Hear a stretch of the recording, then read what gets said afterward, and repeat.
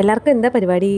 2 ദിവസമായിരുന്നു കേട്ടോ ഞാൻ തലയൊക്കെ ഒന്ന് നനച്ചിട്ട്. എനിക്ക് ചുമയും ജലദോഷമൊക്കെ ആയിരുന്നേ. അപ്പോൾ ഇന്നെന്തായാലും തലയൊക്കെ നനച്ചൊന്ന് കുളിക്കാമെന്ന് വിചാരിച്ചു. ഒരു ഡിഗ്രിയൊക്കെ പഠിക്കുന്ന സമയത്ത് എനിക്ക് നന്നായിട്ട് ഹെയർ ഫോൾ ഉണ്ടായി. എനിക്ക് മുടി ഒന്നും ഉണ്ടായില്ല കേട്ടോ. ഫ്രണ്ടിൽ മാത്രം മുടി ഉണ്ടായിരുന്നു, ബാക്കിലേക്ക് എനിക്ക് മുടി വളരെ കുറവായിരുന്നു. ഇപ്പോൾ മുട്ടോളം മുടി ഉണ്ടെന്നല്ല ഉദ്ദേശിച്ചത്, പക്ഷേ എനിക്ക് ആ ഒരു ഹെയർ ഫോൾ അല്ലെങ്കിൽ എൻ്റെ ഒരു ആ സിവിയർ ഹെയർ ഫോൾ കണ്ടീഷനിൽ നിന്ന് ഇത്രയെങ്കിലും എനിക്ക് മുടി വളരാൻ സഹായിച്ചത് നാച്ചുറൽ ഹെയർ പാക്സ് തന്നെയായിരുന്നു കേട്ടോ. ഇന്ന് ഞാൻ ചെമ്പരത്തിയും കറ്റാർവാഴയും ചെറിയുള്ളിയും ഒരു മുട്ടയൊക്കെ ഇട്ടായിരുന്നു കേട്ടോ ഹെയർ പാക്ക് ഉണ്ടാക്കിയത്. ആഴ്ചയിൽ ഒരിക്കലൊക്കെ മുട്ട കൊണ്ടുള്ള ഹെയർ പാക്ക് ഉണ്ടാക്കുന്നത് നമ്മുടെ മുടിക്ക് നല്ലതാണ് കേട്ടോ. എന്തായാലും ഞാൻ തലനക്കാൻ തീരുമാനിച്ചു. അപ്പൊ എന്റെ അനിയനെയും കൂടെ കൊണ്ടുവന്നു.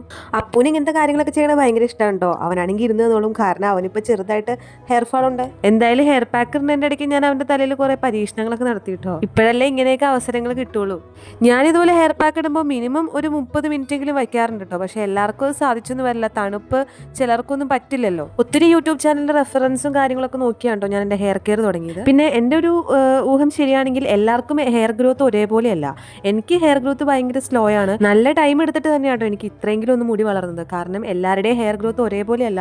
നമ്മുടെ ഹെറിഡിറ്ററിയും എല്ലാം ഇതിനകത്തൊരു കാരണമാണ്. ആഴ്ചയിൽ ഒരിക്കലൊക്കെ മുട്ട കൊണ്ടുള്ള ഹെയർ പാക്ക് ഉണ്ടാക്കുന്നത് നമ്മുടെ മുടിക്ക് നല്ലതാണ് കേട്ടോ. പിന്നെ മുട്ട ഇട്ടതായതുകൊണ്ട് ഞാൻ നന്നായിട്ട് ഷാമ്പൂ ചെയ്താട്ടോ കളയുന്നത്, അല്ലെങ്കിൽ നല്ല സ്മെല്ലുണ്ടാവും. എന്തായാലും ഹെയർ ഫാൾ ഉള്ളവർ ഇതൊന്ന് ട്രൈ ചെയ്ത് നോക്കണം, നല്ലതാണ്.